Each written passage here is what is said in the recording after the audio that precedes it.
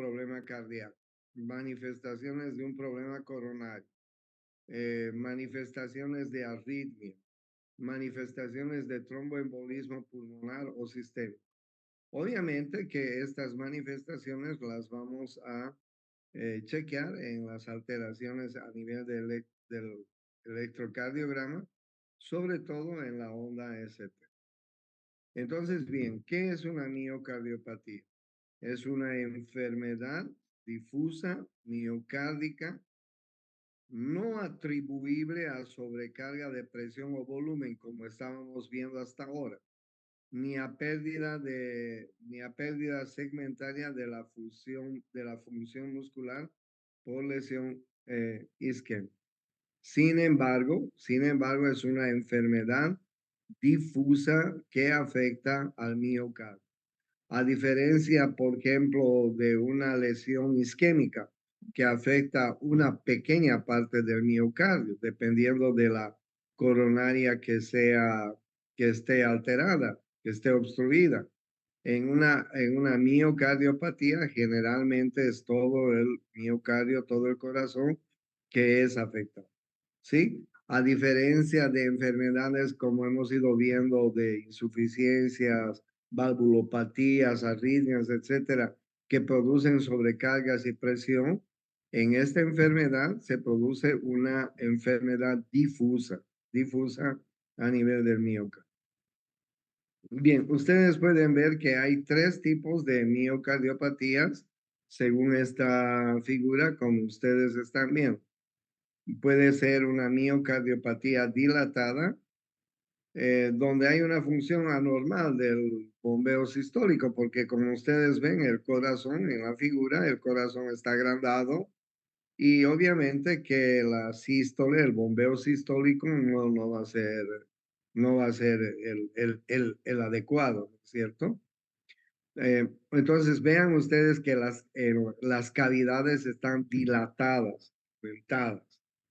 En la miocardiopatía hipertrófica, que es el segundo tipo, pues ustedes pueden ver el músculo, el miocardio, cómo se ha hipertrofiado, ¿no?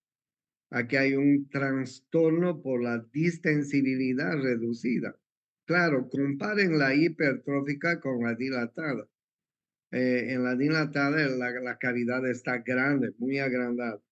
En la hipertrófica el músculo se ha engrosado, la cavidad se ha achicado. Hay una hipertrofia y por lo tanto la función diastólica está trastornada. Y finalmente una miocardiopatía restrictiva, que es una combinación de las dos anteriores miocardiopatías. Entonces, tres tipos de miocardiopatías: la dilatada, la hipertrófica y la restrictiva, como ustedes están viendo en la figura. ¿Sí? Eh, la hipertrófica generalmente o puede ser asimétrica, excéntrica, o puede ser simétrica, concéntrica. Y las restrictivas, o pueden ser por problemas miocárdicos o por problemas endomiocárdicos. ¿Ok? Entonces, esta es la clasificación que se maneja en las miocardiopatías, por si acaso. ¿Cuáles son las causas de miocardiopatía dilatada? Por ejemplo, bueno, la primera causa es idiopática, no la conocemos. La segunda es la inflamatoria.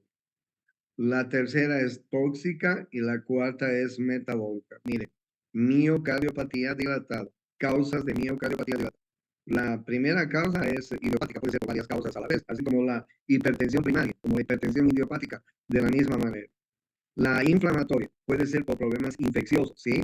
Que están relacionadas con infecciones generalmente bacterianas y generalmente agudas. Pero también pueden haber miocardiopatías muy infecciosas. Tóxicas, sobre todo por el alcohol y las drogas, ¿sí? Esto es muy importante. Las miocardiopatías dilatadas, en más de las veces, agudas sobre todo, se produce por problemas de alcoholismo agudo o drogadicción. Metabólicas, vamos a ir viendo las nutricionales, por ejemplo, eh, las endocárdicas y por problemas electro. También en la miocardiopatía dilatada, dentro de sus causas, podemos ver la cardiomiopatía heredofamiliar, ¿sí? Aquellos pacientes que han heredado problemas cardíacos. Podemos ver por enfermedad de vasos coronarios, que ya hemos ido viendo con mucho detalle esto. Y hay otras causas alrededor del parto, enfermedades valvulares, etcétera, que ustedes pueden ver y que son causas de la producción de una miocardiopatía dilatada. Acuérdense de esta figura, ¿no? Miocardiopatía dilatada, ¿ok? En la miocardiopatía dilatada, en la fisiopatología, hay una dilatación de las cámaras cardíacas, hay un aumento del volumen residual, del volumen que se queda, sobre todo a nivel de los ventrículos, con una disminución de la fracción de eyección. El ventrículo no es capaz de bombear incluso ese volumen residual, ¿sí? Por eso es que compensatoriamente y gracias al mecanismo del Frank Starling, la fibra miocárdica se va hipertrofiando para poder vencer esa fracción de eyección que está disminuida y poder eliminar el volumen residual. ¿Cuál es la conclusión de fisiopatológicamente hablando de la miocardiopatía dilatada? Debido a la dilatación de las cámaras cardíacas, debido al aumento del volumen residual y la disminución de la fracción de eyección, la conclusión va a ser que debido a que la fibra miocárdica, gracias al mecanismo de Frank Starling, se hipertrofia, va a haber una dilatación y una hipertrofia del corazón. O sea, no solamente hay dilatación, sino también hay hipertrofia cardíaca. ¿Sí? Eh, Ustedes pueden ver que si se produce una dilatación más una hipertrofia, va a haber un aumento del volumen diastólico final en el ventrículo derecho o izquierdo. ¿Ok? Claro, imagínense un corazón que está dilatado, hipertrofiado además. Va a aumentar el volumen diastólico al final en el ventrículo izquierdo. Es decir, va a quedar una fracción de eyección en el ventrículo. Va a aumentar la presión diastólica final en el ventrículo izquierdo o puede ser derecho también. ¿Ok? Entonces, en cualquiera de los dos casos, aumenta el volumen diastólico final, aumenta la presión diastólica final, ventrícula, bien sea en el izquierdo, bien sea en el derecho. Y la fracción de eyección va a aumentar, es decir, va a haber una cantidad de sangre que no va a poder bombear el ventrículo, bien sea derecho o izquierdo. ¿Cuál es la consecuencia de esto? Pues va a haber una insuficiencia cardíaca que puede ser izquierda, que puede ser derecha, dependiendo de dónde empezó el problema. ¿Es así?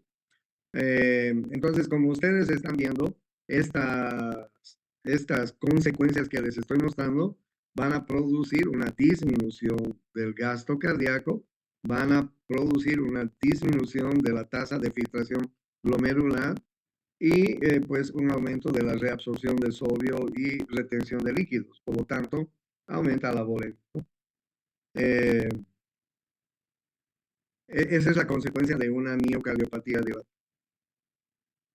Hay mecanismos, como ustedes ya los conocen, que neurohormonales, que son los que van a tratar de compensar en alguna forma estos problemas que les vengo mencionando. Por ejemplo, entre ellos está el sistema nervioso simpático, el sistema de la renina, angiotensina, aldosterona, que ya hemos ido viendo y que, como ustedes saben, son mecanismos de compensación que actúan cuando el corazón comienza a fallar. La hormona antidiurética, el factor natriurético, que es una hormona que fabrica la aurícula. Bueno, y ahí ustedes pueden ver otros mediadores proinflamatorios que pueden actuar dentro de este problema que les he planteado, que se produce por una miocarditis, ¿ok? O sea, no solamente hay factores compensatorios que van a ayudar a tratar de que el corazón se estabilice mejor. Hay otros mecanismos compensatorios que cumplen también esa función. Pero ustedes saben que eh, el resultado puede ser, si no se controla a tiempo, puede ser el mismo, es decir, llegar a una insuficiencia cardíaca, bien sea derecha, bien sea izquierda. En la miocardiopatía dilatada, el diagnóstico es muy importante, no hacer una buena historia clínica del paciente. Ustedes están en el nivel en que tienen que aprender a hacer buenas historias clínicas. Eso es básico para el médico, hacer una buena exploración física, rayos X, electrocardiograma, el ecocardiograma. Ustedes cuentan con esos recursos hoy en día. estudios isotópicos, cateterismos, en fin, una serie de elementos básicos que a un médico hoy en día le sirve para llegar a un diagnóstico de una miocardiopatía. ¿Sí? Hay formas específicas de miocardiopatía. Entre ellas está el alcoholismo agudo, está la hipertensión arterial, está la miocardiopatía periparto, está el Chagas en nuestro medio, muy importante el Chagas. Y ustedes pueden ver que hay otras miocardiopatías que producen dilatación, ¿no? Ahí están viendo la miocardiopatía isquémica, la miocardiopatía dilatada por el SIDA, en fin, otras mucho más específicas, pero las generales y las más importantes, con las que alguna vez ustedes se pueden enfrentar, son las miocardiopatías por alcohol, por hipertensión y por Chagas, ¿no? Hay alguna miocardiopatía que esté en relación con el periparto. Pero las más importantes, alcoholismo agudo, hipertensión arterial y Chagas, en nuestro medio Chagas. No se olviden que en Santa Cruz tenemos muchísima gente que viene de los valles, ¿no? Y en Bolivia tenemos muchos valles. En Santa Cruz mismo, en el departamento de Santa Cruz, hay mucha gente que viene de los valles. En Cochabamba, en Sucre, en Tarija, en todos los departamentos hay valles y en estos valles hay bichucas, ¿entienden? Entonces tenemos mucha gente. El Chagas es endémico en nuestro medio y eso tienen que tomar en cuenta ustedes. Por suerte, ustedes van a tener la oportunidad de ir a trabajar algún rato en sus profesiones a los lugares periféricos y se van a dar cuenta de que pues puede pasar esto. ¿Ok? La hipertensión también. La hipertensión es un problema muy importante, muy importante. El otro día estaba leyendo un video en el internet. Cada, cada 5 segundos en el planeta alguien muere por un problema cardíaco originado por la hipertensión arterial. Y el relator decía, en este momento, ¿cuántas personas en el mundo tenemos que no se han tomado la presión arterial y que ni saben ni sospechan que tienen hipertensión? Claro, y alguna vez ya les he comentado esto. ¿Cuántas personas en el mundo tenemos que, pues, no se toman la presión, nunca se toman la presión? ¿Quién se toma la presión todos los días, en la mañana y en la tarde? El doctor Dorado, sí, el doctor Dorado, porque es hipertenso, se toma en la mañana y se toma en la noche. Pero después la gente no tiene esa costumbre, ¿no es cierto? Entonces, ustedes van a tener muchos pacientes, muchísimos pacientes con este tipo de problemas que terminen haciendo miocardiopatías, ¿ok? El alcoholismo agudo es muy importante, ¿ok? Es muy importante, gente que, sobre todo en las fiestas, carnavales, acá en Santa Cruz, fiestas de fin de año, en fin, anoche debe haber una montonera de gente que ha quedado utilizada por el San Juan. Entonces, miren ustedes, el alcohólico produce un acúmulo intracelular de fosfotidietanol y etilésteres de ácidos grasos. Acúmulos intracelulares. Cambios en la membrana de los miocitos y principalmente citotoxicidad. La, la, la consecuencia de estos cambios que se producen a nivel del miocito, de la célula cardíaca, es una miocardiopatía alcohólica con todo lo que les vengo explicando, ¿no? El corazón se dilata, se hipertrofia, entra en insuficiencia cardíaca, pues rápidamente y fácil. Bueno, ustedes tienen ahí algunos elementos de contagio de la enfermedad de Chagas.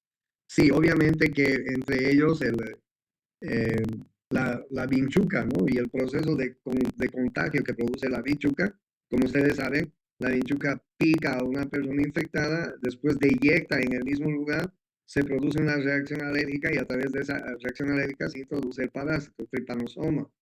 El tripanosoma va a producir una toxina que va a ir a em, dañar el sistema de conducción eléctrico del corazón.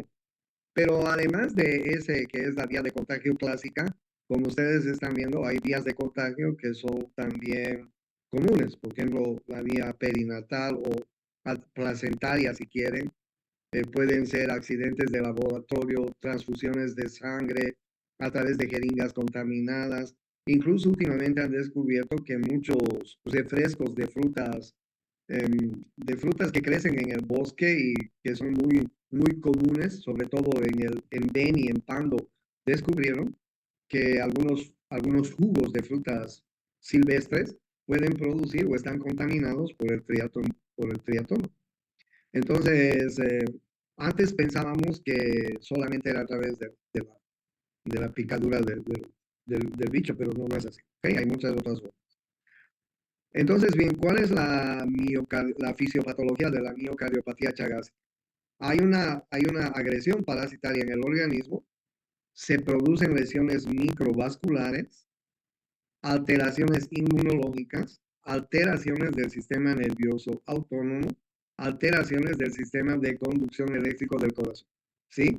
Entonces, una miocardiopatía chagásica puede llegar a la disfunción sistólica o a la disfunción diastólica y, claro, producir insuficiencia cardíaca y muerte, ¿no?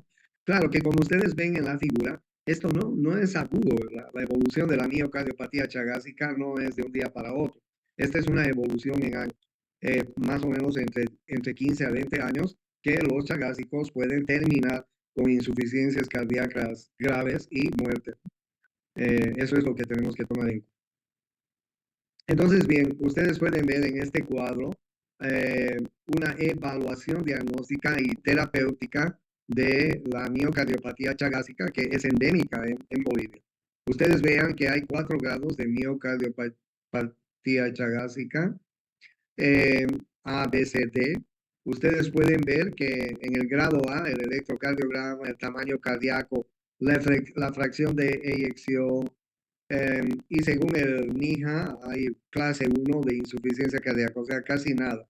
Lo único que habría que hacer en este tipo de pacientes, si tienen algún problema, es modificar el estilo de vida, si son gordos, sedentarios, en fin.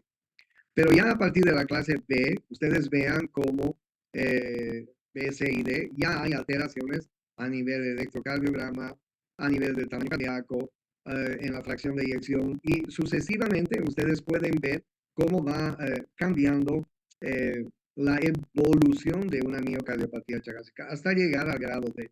En el grado D, miren ustedes, obviamente el electrocardiograma es anormal, ese paciente probablemente tenga una bradicardia muy intensa. Obviamente su corazón debe estar muy aumentado, su fracción de eyección ventricular muy disminuida. Según la clasificación de la NIHA es la New York Heart Association, Asociación Cardíaca de New York, que es muy famosa en el mundo. Según la NIHA, la New York Heart Association, entran en una clase 3 y 4 los pacientes que llegan al grado C o D, ¿no? Y entonces estos pacientes miren el tratamiento que necesitan una serie de medicamentos que se debe utilizar para conservar un adecuado funcionamiento cardíaco. ¿Ok? Entonces, este cuadro es importante. Por favor, se lo van a anotar porque yo les voy a preguntar en el examen. Es un cuadro muy importante de clasificación sobre el Chagas, el diagnóstico y la terapia. ¿Cuáles son los objetivos terapéuticos de una miocardiopatía dilatada? Disminuir los síntomas de insuficiencia cardíaca, como pues claro, cualquier objetivo de una insuficiencia cardíaca, el objetivo del médico es disminuir el síntoma, ¿no? Optimizar la calidad de vida, disminuir la progresión de la disfunción ventricular, claro, y mejorar el pronóstico prolongando la supervivencia. Por eso es que para eso estamos estudiando, ¿no? Para mejorar y prolongar, mejorar la calidad de vida de este tipo de pacientes, ¿no? Por eso es que es importante la orientación terapéutica si la miocardiopatía está muy dilatada.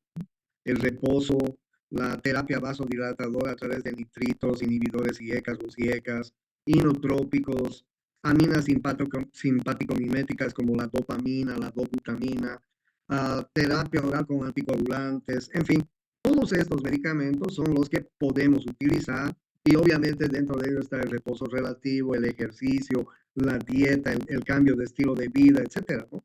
No solamente son medicamentos, sino también son otro tipo de orientación. Bueno, la miocardiopatía hipertrófica puede ser, como les decía a un comienzo, puede ser concéntrica o excéntrica, ¿ok? Una miocardiopatía hipertrófica simétrica concéntrica, una miocardiopatía hipertrófica asimétrica excéntrica. Puede haber obstrucción de salida a nivel del ventrículo izquierdo, puede haber como obstrucción en la zona media del ventrículo izquierdo o puede haber como obliteración apical del ventrículo izquierdo. La miocardiopatía hipertrófica tiene como etiología todo lo que ustedes están viendo en la figura. Puede haber una estimulación simpática anormal, Puede haber un engrosamiento anormal de las coronarias intramurales en el endocardio. Puede haber anormalidad primaria del colágeno, que se llaman colágenopatías. Pueden haber isquemias subendocárdicas o puede haber un mal manejo del ion calcio por el miocardio. ¿Ok? Entonces, ¿cuáles son los componentes fisiopatológicos de una miocardiopatía hipertrófica? Hay una obstrucción de salida, hay una obstrucción al tracto de salida del ventrículo izquierdo. Esto va a producir una disfunción en la diástole, esto va a producir una isquemia y una arritmia cardíaca. El componente principal es la miocardiopatía hipertrófica. ¿Ok? Entonces, no se olviden cuáles son la etiología de una miocardiopatía hipertrófica. Puede haber una estimulación simpática anormal, puede haber un engrosamiento anormal de las coronarias, puede haber una colágenopatía, puede haber una isquemia subendocárdica y un mal manejo de iocas. Cualquiera que sea la causa, pues va a haber este componente fisiopatológico que les estoy mostrando. Hay una disfunción diastólica, una isquemia miocárdica, una arritmia cardíaca que va a llevar a una miocardiopatía hipertrófica. ¿Sí? Y no se olviden que las miocardiopatías hipertróficas pueden ser concéntricas o excéntricas, como les estoy mostrando.